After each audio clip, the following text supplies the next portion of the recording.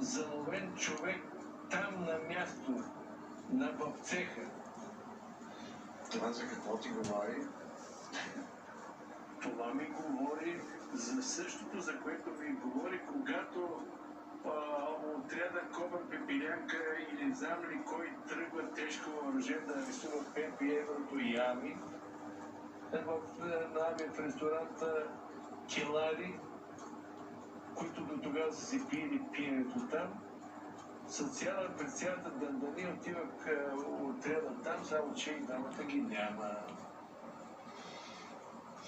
Предупредение, разбира се. Естествено. Говорим, че МВР и прокуратури и следствия са една продънена, скъсана торба. Защото ако имаше на място